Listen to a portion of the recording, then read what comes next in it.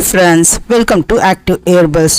தொண்டையில் இருக்கக்கூடிய வைரஸ் கிருமி தொற்று இது அத்தனையுமே உடனடியாக விரட்டக்கூடிய ஒரு சிம்பிளான ஹோம் ரெமெடியை தான் இன்றைக்கி நம்ம பார்க்க போகிறோம். இன்றைக்கி வைரஸ் தொற்றுனால பெருமளவில் நம்ம மக்கள் பாதிக்கப்பட்டிருக்காங்க. இந்த வைரஸ் தொற்று முதல்ல நம்மளுடைய மூக்கு வழியாக நுழைஞ்ச மாதிரி தொண்டை வழியாக போய் தான் நம்ம நுரையீரலை எஃபெக்ட் பண்ணுதுன்னு சொல்கிறாங்க.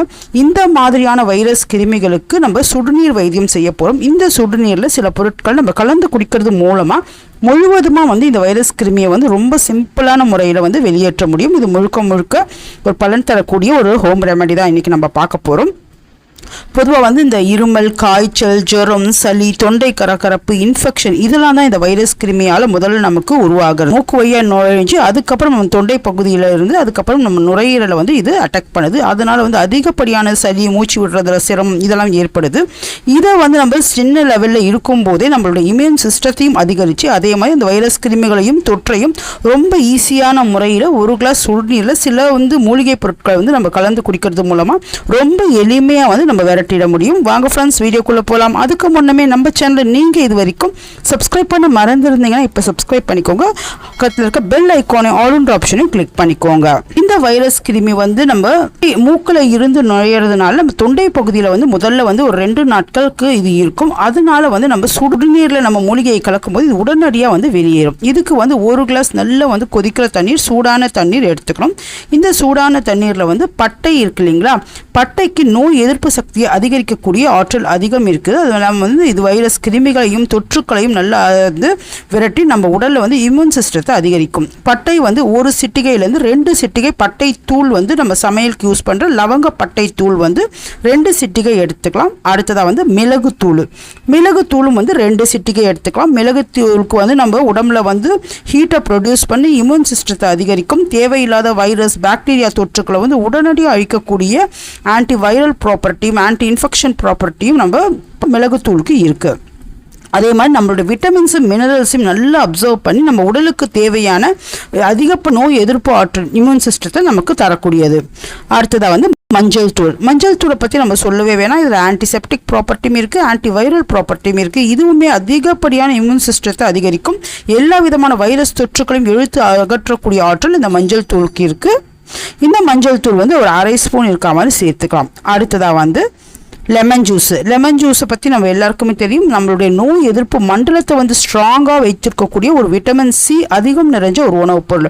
இந்த வைரஸ் அதிகமாக வந்துட்டாலே நமக்கு முதல்ல விட்டமின் சி டேப்லெட்டை தான் கொடுப்பாங்க. அந்த அளவுக்கு இது இயற்கையான விட்டமின் சி அதிகம் உள்ளது.